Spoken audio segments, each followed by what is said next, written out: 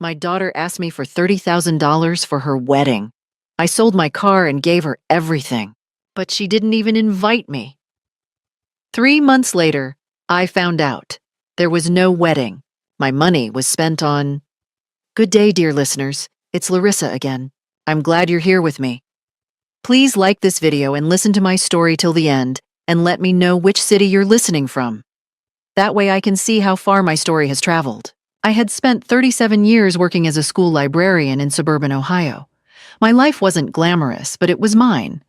A small ranch house with a garden I tended every Sunday, a 15-year-old Honda Civic that had seen better days, and enough savings to feel secure in my retirement. My daughter, Jennifer, was 32 and living in Denver. We spoke every Sunday evening, like clockwork, or at least we used to. The first time something felt off was in late March. Jennifer called me on a Tuesday, unusual, but not alarming. Her voice trembled with excitement. "Mom, I have incredible news," she said. "David proposed. We're getting married." David. I'd met him twice. Once at Thanksgiving 2 years ago, and again last summer when I flew out to visit. He worked in tech, talked mostly about cryptocurrency, and had a habit of checking his phone during conversations. But Jennifer seemed happy, and that was what mattered. "Oh, sweetheart, that's wonderful," I said, genuinely thrilled. "When's the wedding?" "We're thinking June. Small ceremony, just close family and friends." She paused. "Mom, there's something I need to ask you." My stomach tightened. I couldn't explain why. "We want to have the wedding at this beautiful venue in Aspen. It's absolutely perfect, overlooking the mountains, everything we've dreamed of.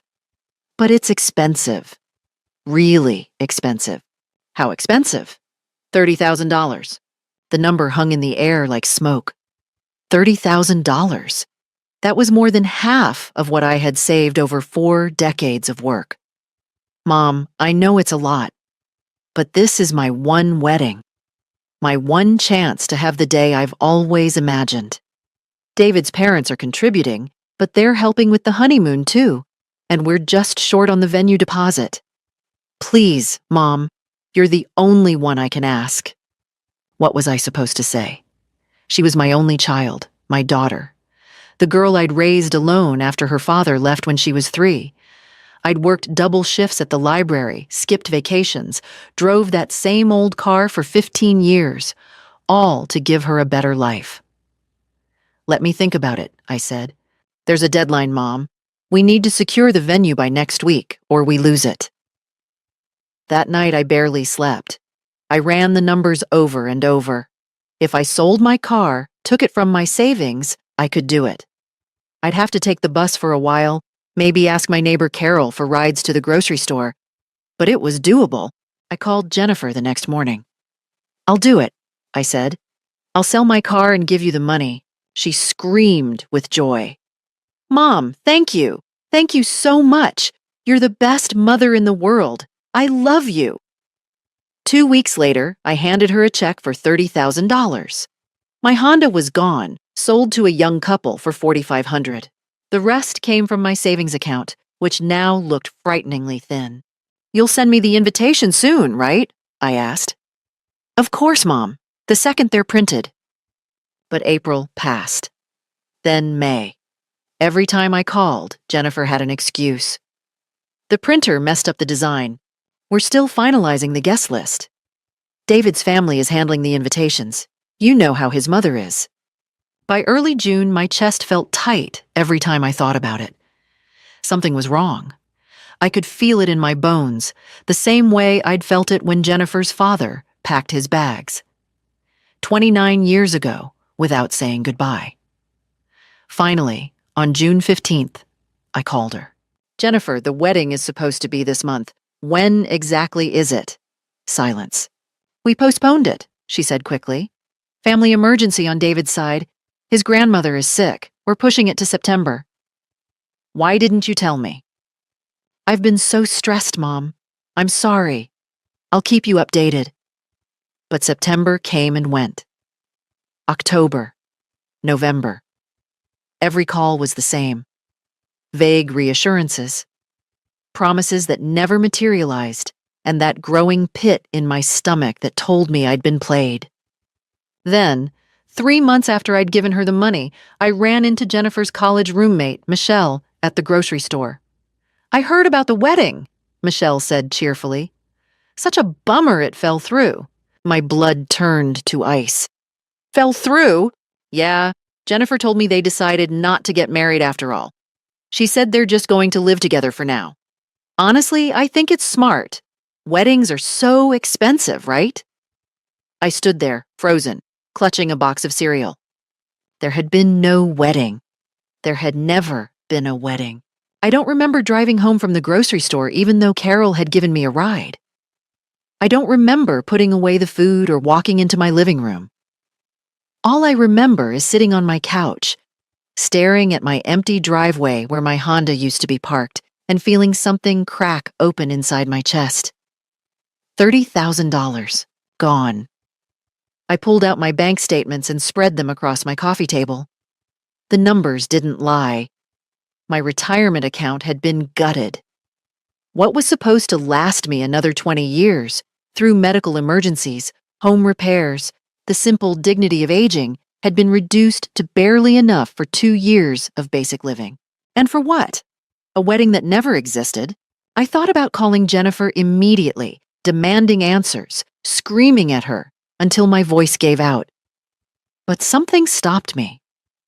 Maybe it was the librarian in me, the part that had spent decades teaching children to research, to gather facts before jumping to conclusions. Or maybe it was pure survival instinct. If I confronted her now, without proof, she'd have an excuse ready. She'd spin some story, make me feel guilty for doubting her, and I'd end up apologizing. I'd seen her do it before, to boyfriends, to friends, to her own father on the rare occasions he tried to be involved in her life. Number 1, I needed to be smart about this. I opened my laptop and started searching. Jennifer Morrison Denver didn't bring up wedding announcements or engagement photos. I checked Facebook. Her profile was set to private, but I could see her recent posts through mutual friends' comments. Pictures of her and David at restaurants, a weekend trip to Santa Fe, a new couch for their apartment. Not a single mention of a wedding. Not one photo of wedding planning. My hands shook as I scrolled. Then I found something. A post from David, dated July 10th, 2 weeks after I'd given Jennifer the money. A photo of him holding keys in front of a sleek silver BMW. Finally upgraded the ride. Hashtag new car. Hashtag BMW life. Hashtag dreams come true. I stared at that photo for 10 full minutes. A BMW.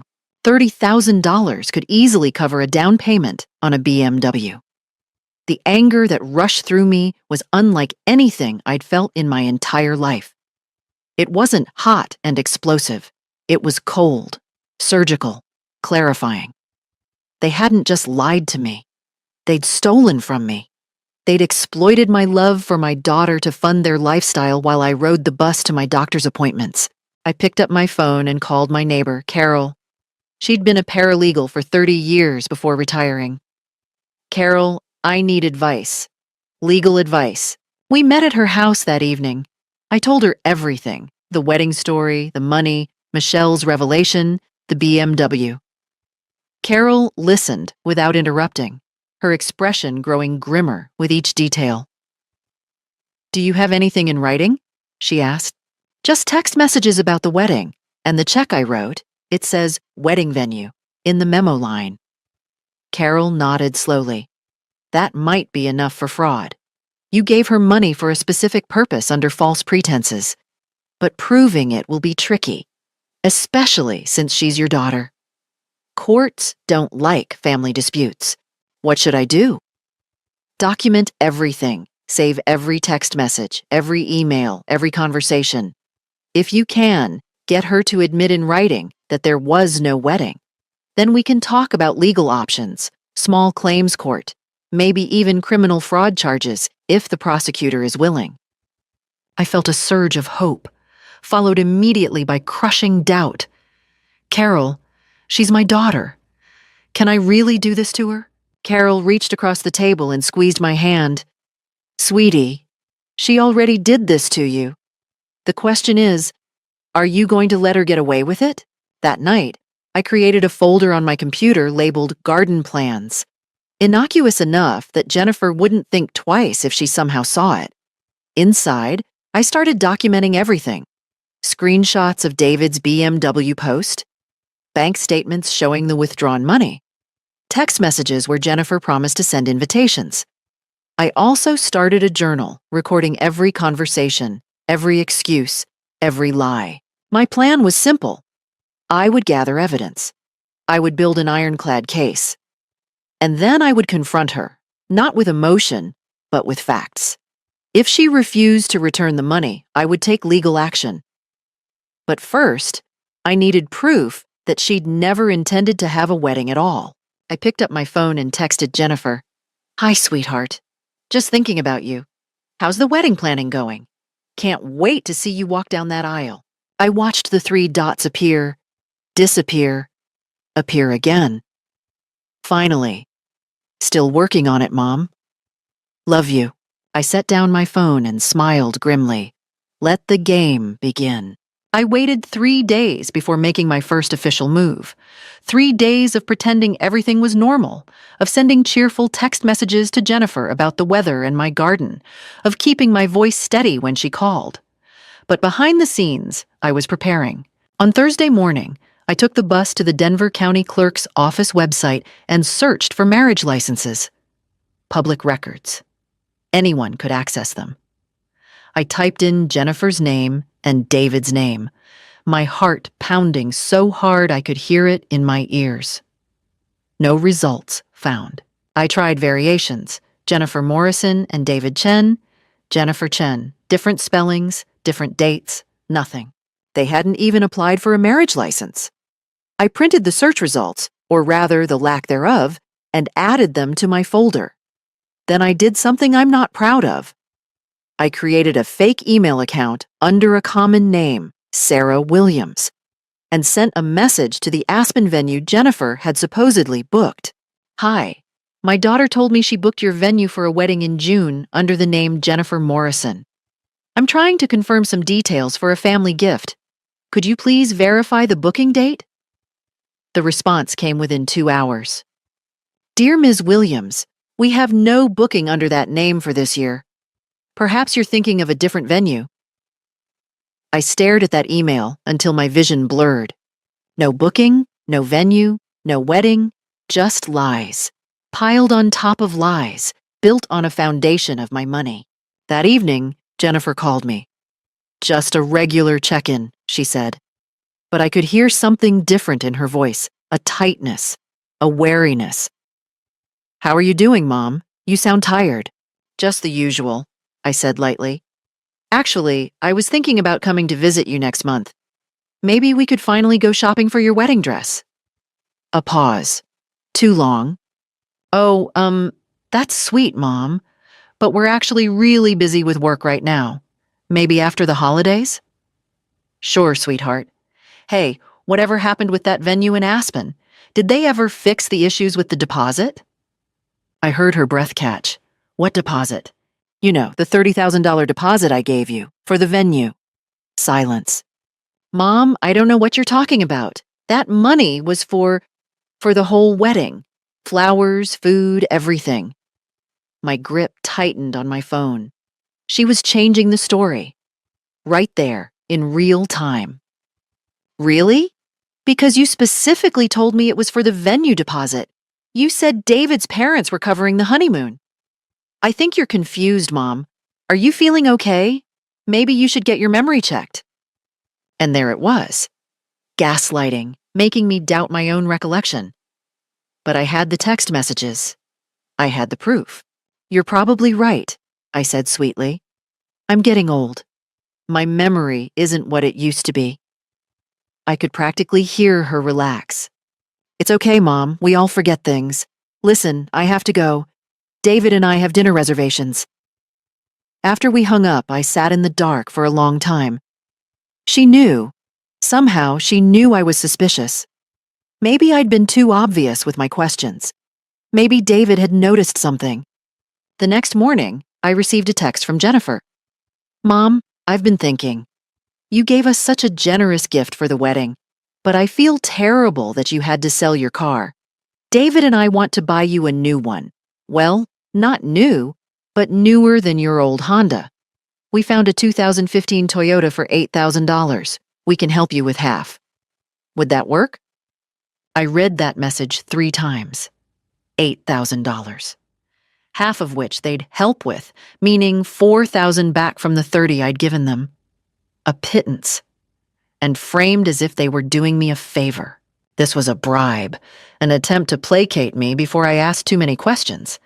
I texted back, "That's so thoughtful. Let me think about it." But I had no intention of accepting. Instead, I called Carol. I have the proof, I told her. No marriage license, no venue booking, and she's trying to buy me off with a used car. Carol whistled low. That's consciousness of guilt right there. She knows you're onto her. What do I do now? You confront her, but not over the phone, face to face, and you record it. Colorado is a one-party consent state. Get her to admit there was no wedding.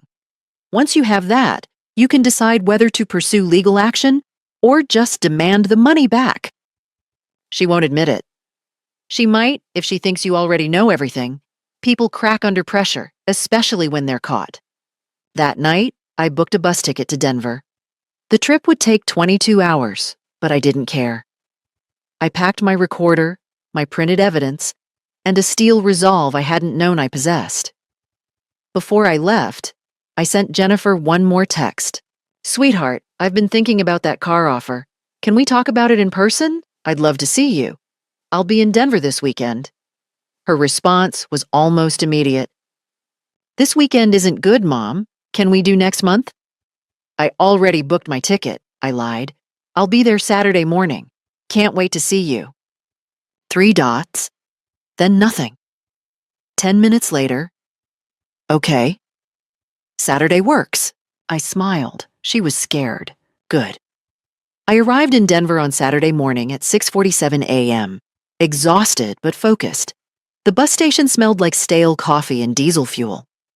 I took a ride share to Jennifer's apartment, a sleek building in the Lodo district with a doorman and floor-to-ceiling windows, the kind of place that cost at least $3,000 a month. My $30,000 had helped pay for this. I texted Jennifer from the lobby. I'm here. 5 minutes passed, then 10. Finally, she appeared in the elevator, wearing yoga pants and an oversized sweater, her hair pulled back in a messy bun. She looked tired, guilty. Mom, you're early. She hugged me, but it felt performative. Hollow. The bus made good time, I said cheerfully. Can I come up? Actually, the apartment's a mess. Let's grab coffee instead. I'd love to see where you live, sweetheart. Her jaw tightened. Mom, seriously, it's embarrassing. Let's just go to the cafe down the street. I smiled pleasantly. I rode a bus for 22 hours. I'd really like to use your bathroom. She had no choice. The apartment was immaculate, not a dish out of place. A white leather couch, definitely not cheap, faced a massive TV mounted on the wall. Through the window, I could see the BMW parked in the garage below. David emerged from the bedroom, wearing designer sweatpants and a Rolex I knew cost at least $5,000. Mrs. Morrison, what a surprise! His smile didn't reach his eyes. Surprise visit, I said. I wanted to talk to Jennifer about the car you mentioned. Right, the car. Yeah, we've been looking into that. I sat down on their expensive couch and pulled out my phone, pretending to scroll through photos. Before we talk about the car, I'm curious. How's the wedding planning going? The temperature in the room dropped 10 degrees. Jennifer glanced at David. David glanced at his phone. It's going, Jennifer said. Slowly. You know how these things are. I don't, actually. I've never planned a wedding. I looked up at her. Which venue did you end up choosing? Was it the one in Aspen? We're still deciding. That's strange. I could have sworn you said you needed the deposit by last week or you'd lose the venue. Plans changed, Mom. I reached into my bag and pulled out the printed email from the Aspen venue. I set it on the coffee table between us. That's interesting, because the Aspen venue says they never had a booking under your name. Silence. David's face hardened. Jennifer went pale. Mom, what are you doing? I'm asking a simple question. Where did my $30,000 go? Jennifer stood up, her voice rising. How dare you? You gave us that money as a gift for our wedding. A wedding that doesn't exist. I pulled out the marriage license search results. No license, no venue, no wedding. David stepped forward, his voice low and threatening. Mrs. Morrison, I think you should leave. Not until I get answers. You want answers? Jennifer's voice cracked. Fine. We used the money for things we needed. Our security deposit on this apartment. David's car payment. My student loans. Things that actually matter instead of some overpriced party. So you lied to me. We were going to have a wedding eventually. We needed the money more for other things. I stood up, my voice steady and cold. You stole from me. You exploited my love for you to fund your lifestyle. And you didn't even have the decency to tell me the truth. David moved closer, his face inches from mine. Listen carefully, he said. If you try to make trouble for us, if you go to the police, if you tell anyone about this, we will destroy you. Jennifer is your only daughter, your only family. You'll never see her again. Never meet your grandchildren. You'll die alone in that pathetic little house with no one who gives a damn about you. My heart hammered in my chest, but I didn't flinch. Are you threatening me? I'm telling you how it is. You gave us a gift. Gifts don't come with conditions.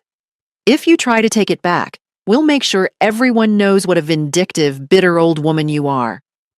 Jennifer grabbed David's arm. David, stop. But he didn't stop. We know you're on a fixed income, Mrs. Morrison. We know you can't afford a lawyer. So here's what's going to happen. You're going to go back to Ohio. You're going to accept our offer for the car, and you're going to keep your mouth shut.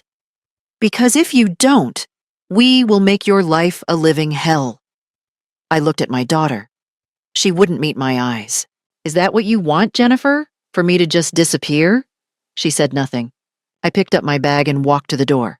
But before I left, I turned back. I have recordings of this conversation. I have proof of your fraud, and I'm not going anywhere. David laughed. Colorado is a one-party consent state. You can't record us without permission. I smiled. Actually, David, you're wrong. Colorado allows recording if one party, meaning me, consents. You might want to check your facts before you make threats. The look on his face was worth the 22-hour bus ride. I left the apartment and took a rideshare straight to the bus station. I didn't stay in Denver. I didn't look back. On the bus home, I shook for 3 hours straight. Then I slept. Then I cried. When I got back to Ohio 2 days later, I unplugged my phone, closed my curtains, and slept for 16 hours. I needed time to recover, to process, to figure out my next move, because this wasn't over, not by a long shot. I spent the next week in a fog. I watered my garden mechanically, made simple meals I barely tasted, and avoided looking at my bank statements. Carol checked on me twice, bringing casseroles and worried glances. You need to decide what you're doing, she said on Thursday. Either you pursue this legally or you walk away. But you can't stay in this limbo. I knew she was right, but I wasn't ready yet. Then, on Friday evening, my doorbell rang. A delivery man stood on my porch, holding an enormous bouquet of white roses and lilies, at least $200 worth. The card read, Mom, we're so sorry for how things went last weekend. We love you. Let's start over. Jennifer and David. I set the flowers on my kitchen counter and stared at them. An hour later, my phone rang. Jennifer. Mom, did you get the flowers? I did. I'm so sorry about David. He was completely out of line. I told him he needs to apologize to you directly. Her voice was soft, contrite. The daughter I used to know. Jennifer, please, Mom. Let me finish. I know we hurt you. I know we shouldn't have used the money the way we did. But we're family. We can work through this. David and I talked, and we want to make it right. We're going to pay you back. Every penny. We just need some time. I closed my eyes. This was the temptation Carol had warned me about. The promise of reconciliation, of getting my daughter back. How much time? 6 months. Maybe a year. David's getting a promotion at work and we'll have the money then. A year. Mom, please, don't throw away our relationship over money. I'm your daughter. I made a mistake, but I love you. We can fix this. I thought about what David had said. You'll die alone in that pathetic little house. Maybe he was right. Maybe fighting this would cost me the only family I had left. But then I remembered the BMW, the expensive apartment, the Rolex. They didn't need a year. They had money now. They just didn't want to give it back. Jennifer, I said quietly, did you ever intend to have a wedding? Silence. Answer me honestly, just once. Did you ever actually plan a wedding, or was it a lie from the beginning? More silence. Then, almost a whisper. I don't know. You don't know. We talked about it. We wanted to get married eventually, but then we needed the money for other things, and we thought, you thought you could lie to me and I'd never find out. Mom, I need time to think, I said. Don't call me. Don't send flowers. I'll contact you when I'm ready. I hung up before she could respond. That night, I couldn't sleep. I kept replaying Jennifer's words. I don't know. Not a yes, not a no. Just ambiguity. Just enough to keep me hoping, doubting, second-guessing myself. The next morning, I went to church. I hadn't been in months. My faith had wavered after my husband left, and I'd never quite found my way back. But I needed something. Guidance, clarity, community. After the service, I ran into Margaret Hayes, a woman I'd known casually for years. She'd lost her husband to cancer and raised 3 kids on her own. If anyone would understand, it was her. We had coffee in the church basement. I told her everything. Margaret listened without judgment, her weathered hands wrapped around her mug. My son stole from me once, she said when I finished. Not as much as your daughter, but enough. He was on drugs. Told me he needed money for rehab. Turned out he spent it on heroin. What did you do?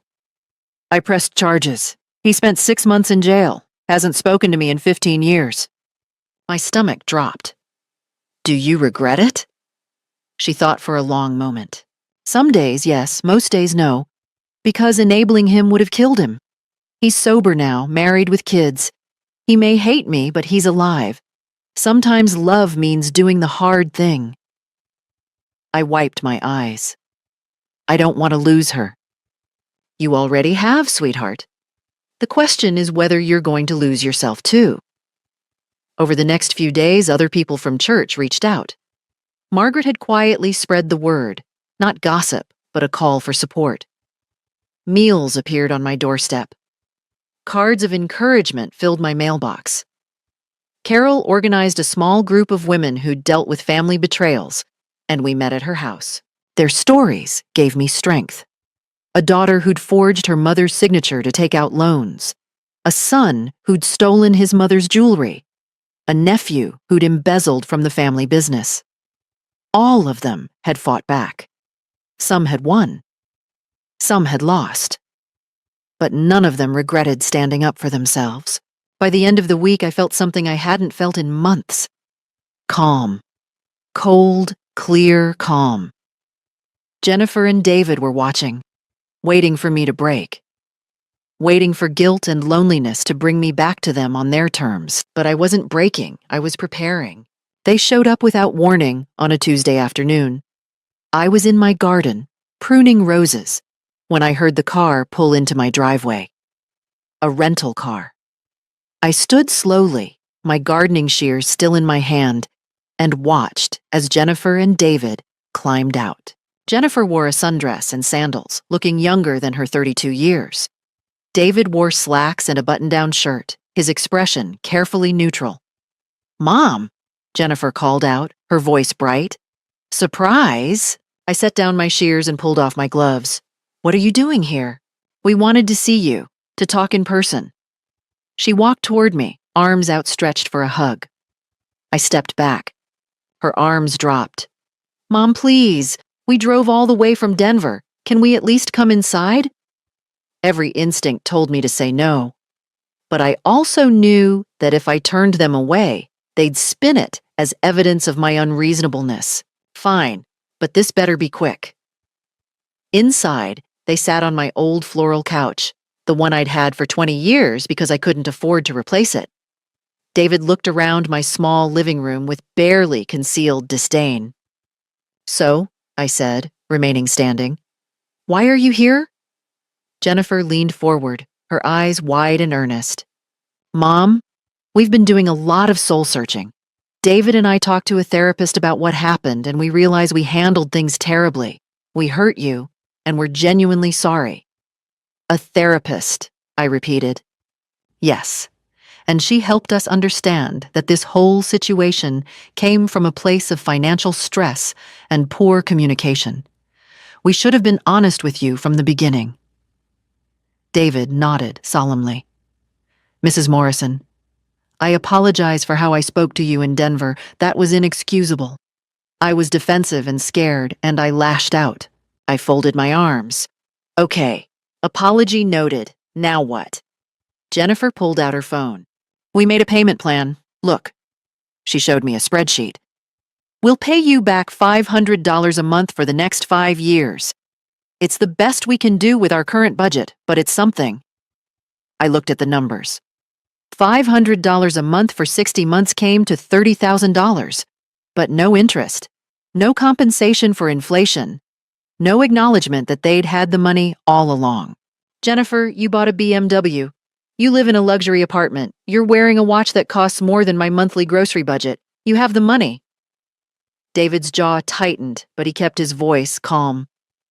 "That's not how finances work, Mrs. Morrison. We have expenses, obligations. We can't just liquidate everything." "But you expect me to accept $500 a month while I struggle to pay for groceries." Jennifer's eyes filled with tears. "Mom, we're trying. We're really trying. But if you push us too hard, if you try to take legal action or demand everything back at once, we'll have to declare bankruptcy. You'll get nothing. Is that what you want?" There it was, the threat wrapped in a plea. I sat down across from them. "Let me make sure I understand. You lied to me. You stole my life savings. You threatened me. And now you're here asking me to accept a payment plan that benefits you while I suffer." "We're not asking you to suffer," Jennifer started. "Yes, you are." I leaned forward. "You're asking me to ride the bus in the rain, to skip medications because I can't afford them, to worry every day about whether I'll have enough money to stay in my home, while you drive your BMW and wear your Rolex and live in your expensive apartment." David stood up abruptly. "You know what? This was a mistake. We came here in good faith, trying to make amends, and you're being completely unreasonable." "Unreasonable?" "Yes. You gave us that money willingly. You can't just change your mind because you regret it now."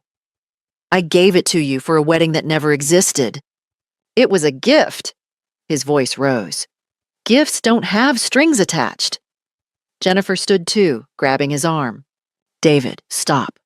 But he shook her off, his mask finally slipping.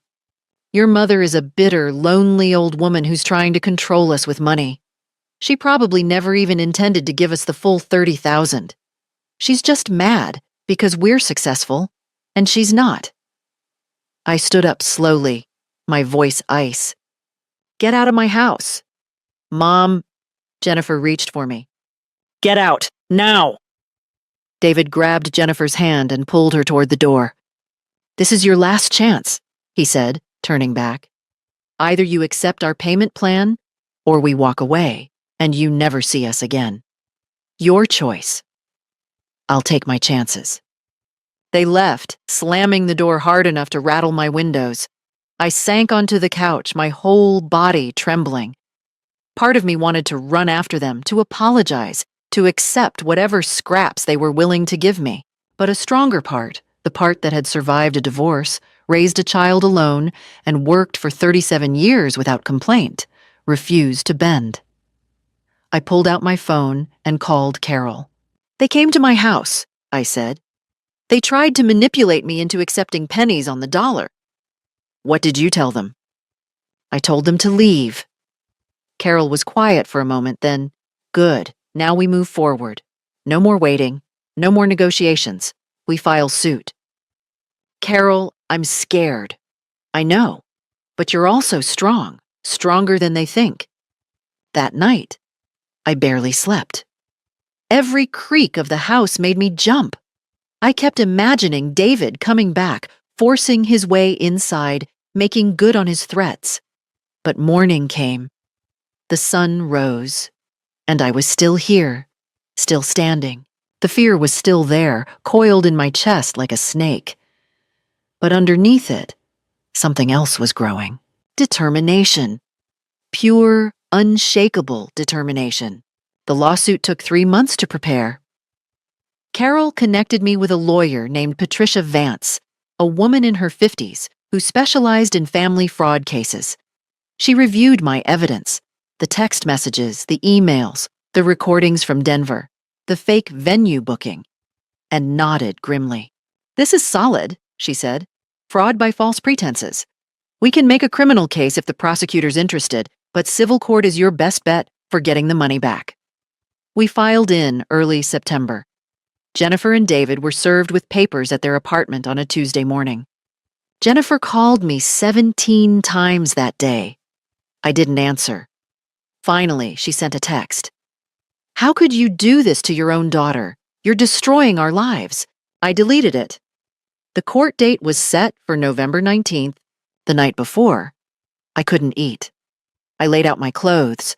A simple navy dress, sensible shoes, my mother's pearl necklace. I looked at myself in the mirror and barely recognized the woman staring back. Thinner, grayer, but also stronger. The courtroom was smaller than I'd expected. Jennifer and David sat on one side with their lawyer, a slick young man in an expensive suit who'd clearly been paid with my money. I sat with Patricia, my hands folded in my lap. Jennifer wouldn't look at me. David stared straight ahead, his jaw clenched. The judge, a woman in her 60s named Judge Robertson, reviewed the case file. "This is a civil suit for fraud and return of funds," she said. Mrs. Morrison claims she gave her daughter $30,000 specifically for wedding expenses and that no wedding took place. Ms. Morrison and Mr. Chen claim the money was a gift with no strings attached. Is that correct? Both lawyers confirmed. "Let's hear from the plaintiff first." Patricia called me to the stand. I testified calmly, walking through every detail. The phone call in March, the specific request for venue money, the check memo that said wedding venue, the text asking about invitations, Michelle's revelation, the search records showing no marriage license, no venue booking. Jennifer's lawyer cross-examined me. "Mrs. Morrison, isn't it true that you were excited about your daughter's wedding and wanted to contribute?" "Yes." "And isn't it true that you wrote the check willingly, without coercion?" "Yes, because I believed it was for a wedding." "But you have no proof that your daughter explicitly promised to have a wedding in exchange for the money, do you?" "I have text messages." "Text messages that mention a wedding, yes, but nothing that says, 'If you give me money, I promise to have a wedding,' correct?" I took a breath. "She told me she needed it for the venue deposit." "But plans change, don't they, Mrs. Morrison? Young couples change their minds all the time." Patricia objected. The judge sustained it. Then it was Jennifer's turn to testify. She looked small in the witness box, fragile. She testified that yes, they'd planned a wedding. But after receiving the money, They'd realized weddings were wasteful and unnecessary.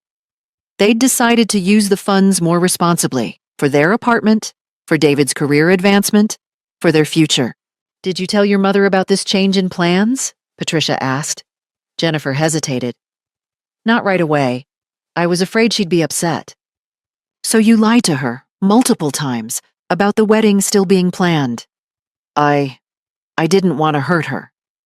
Patricia pulled out the printed screenshots of David's BMW post. "This car was purchased 2 weeks after your mother gave you the money. How much was the down payment?" "I don't remember." "The records show it was $12,000, nearly half of what your mother gave you. Does that seem like responsible use of wedding funds?" Jennifer's lawyer objected, but the damage was done. Then Patricia played the recording from Denver. David's threats, his admission that they'd used the money for other things, his statement that I'd die alone. The courtroom was silent as his voice filled the space. "If you try to make trouble for us, we will destroy you." Jennifer's face crumpled. David's turned red. Their lawyer scrambled to object. That recording was obtained under duress, without full disclosure. But Patricia countered that Colorado law only required one-party consent, which I'd provided. Judge Robertson held up her hand. "I've heard enough. Mr. Chen, Mrs. Morrison, do you have any evidence that this money was intended as an unconditional gift?" Their lawyer stammered. "Your Honor, the mother-daughter relationship implies I'm asking for evidence, documentation, written agreements, anything that shows Mrs. Morrison understood. This was a gift with no conditions." Silence. "That's what I thought." Judge Robertson looked at Jennifer and David with something close to disgust. "I find in favor of the plaintiff.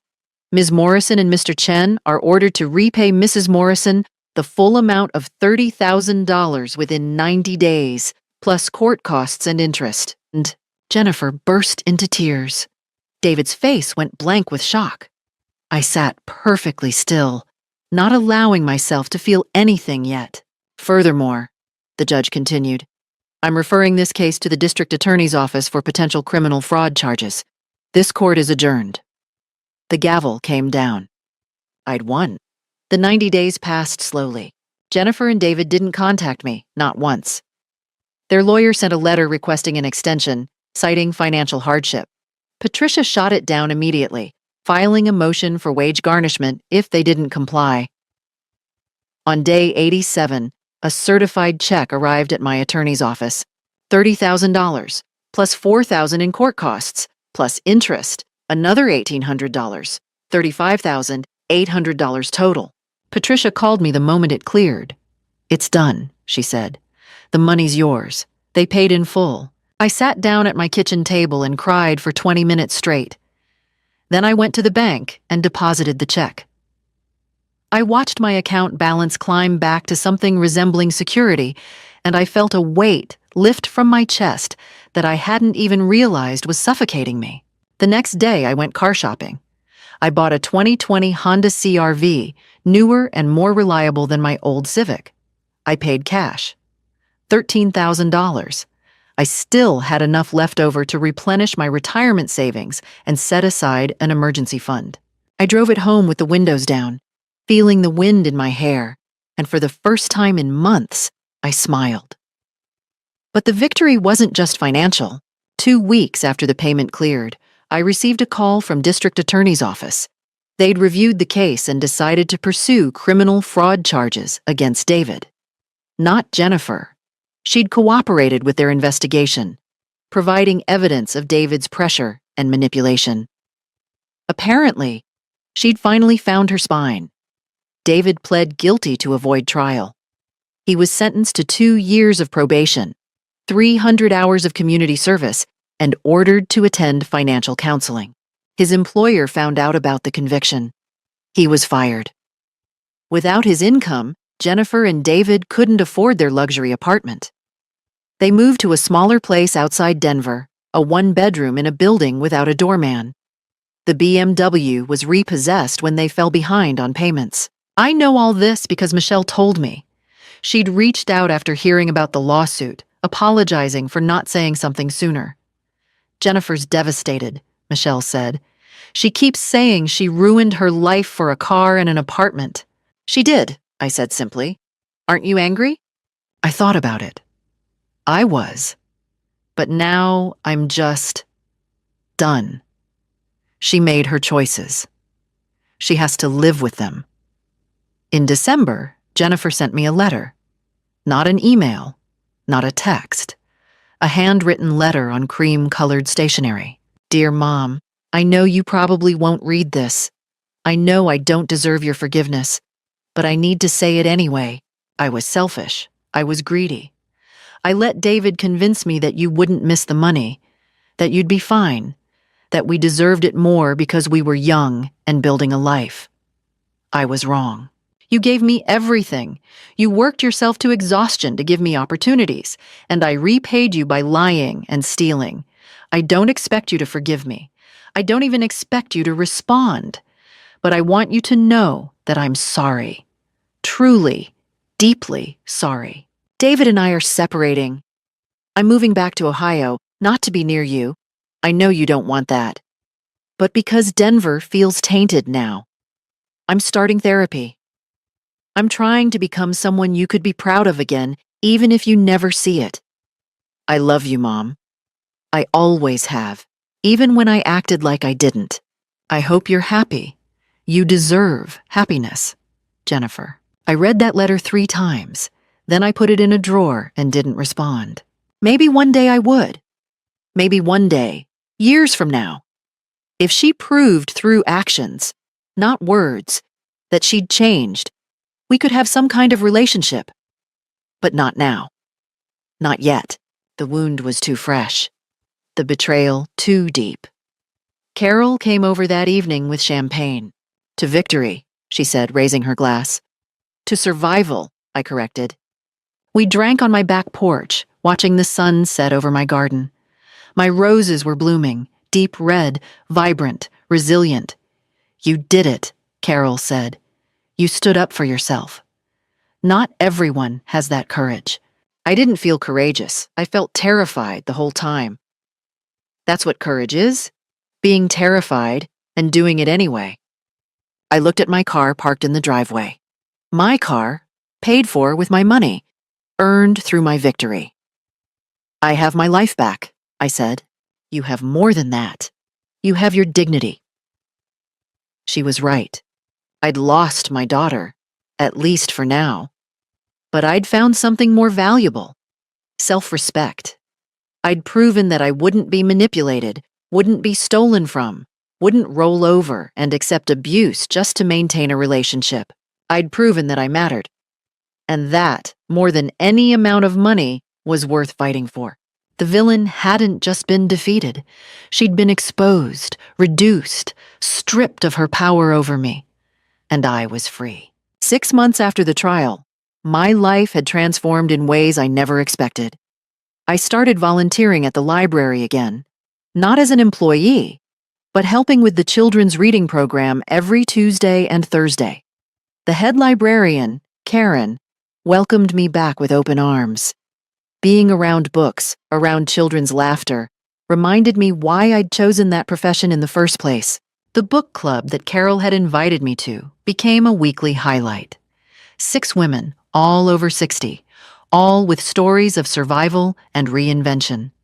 We read everything from mysteries to memoirs, but mostly we talked about our lives. They'd become my chosen family. In March, I took my first vacation in 8 years, a bus tour through the Smoky Mountains with a group from church. I saw waterfalls and wildflowers, stayed in small bed and breakfasts, and laughed more in 1 week than I had in the past decade. I even met a widower named Frank, a retired teacher who made me laugh and didn't ask for anything except my company. We weren't dating, not exactly, but we had coffee every Sunday after church, and sometimes he helped me in my garden. It was nice, easy, uncomplicated. My garden itself had become something of a neighborhood attraction. I'd invested some of my recovered money into new roses, a small fountain, and a bench where I could sit and read. People walking by would stop to compliment it, and I'd found myself making friends with neighbors I'd barely spoken to in years. My bank account was healthy again. Not wealthy, but stable. I could afford my medications, my groceries, occasional small luxuries like nice coffee or a new book. The constant anxiety that had plagued me for months, will I have enough? Will I be okay? Had finally quieted. I'd even started writing, just journal entries at first, processing everything that had happened.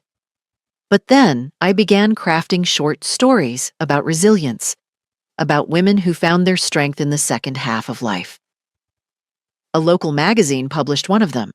The payment was only $50, but seeing my name in print felt like validation. I was happy. Genuinely, surprisingly happy. Not despite what had happened, but perhaps because of it. I'd proven to myself that I could fight back, could survive, could rebuild. Meanwhile, Jennifer's life had unraveled completely. Michelle kept me updated, though I never asked. I think she felt guilty for not speaking up sooner, and updating me was her way of making amends. Jennifer and David's separation became official in February. David had moved back to California to live with his parents, his tech career in shambles after his fraud conviction. No company wanted to hire someone with that on their record. Jennifer had moved to Columbus, about 2 hours from me. She worked as a receptionist at a dental office, making barely above minimum wage. The student loans she'd supposedly used my money to pay off? Still active? Still accruing interest. She lived in a studio apartment with no furniture except a futon and a folding table. Her car, not the BMW, but a beat-up 2008 Corolla, had broken down twice in 3 months. She looks exhausted, Michelle told me over coffee in April. Older than her age. She asked about you. What did she say? She wanted to know if you were okay, if you were happy. I told her you were thriving. What did she say to that? She cried. I felt a small pang. Not regret, exactly, but sadness. Sadness that it had come to this, that my daughter's greed and poor choices had cost her so dearly. But I didn't regret the lawsuit. I didn't regret taking my money back. I didn't regret standing up for myself. Some people said I should forgive her, should reach out, should offer her another chance. I smiled politely and changed the subject. Forgiveness would come on my timeline, if it came at all. And it would require more than tears and regret. It would require genuine change, sustained over years, not weeks. In May, I received a Mother's Day card. No return address, but I recognized Jennifer's handwriting. Inside was a simple message. I'm sorry. I'm trying to be better. I hope one day you'll see that. Love always, Jay. I put it in the drawer with her letter. Maybe next year I'd respond. Maybe the year after that. Or maybe I wouldn't, because I'd learned something crucial. I didn't owe anyone my forgiveness. I didn't owe anyone access to my life, my peace, my happiness. Not even my daughter. My life was mine now, and it was good. I had friends who respected me, a community that valued me, hobbies that fulfilled me, financial security that let me sleep at night. I had my dignity, I had my self-respect, and I had learned that sometimes the greatest act of love is refusing to let someone hurt you. Jennifer would have to live with the consequences of her actions, and I would live with the peace that came from knowing I'd stood up for myself. As Carol said over wine one evening, sometimes the best revenge is living well. She was right. I was living very well indeed. I learned that family isn't an excuse for abuse, that love without respect is worthless, that you can survive losing people you thought you couldn't live without. I'm 70 now. 5 years after it all happened. Jennifer and I exchange Christmas cards. Maybe one day there will be more, but I'm not waiting for it. I built a life worth living on my terms. What would you have done in my situation? Would you have fought back or let it go? I'd love to hear your thoughts in the comments below. And if this story resonated with you, please subscribe. There are more stories where this came from. Thank you for listening.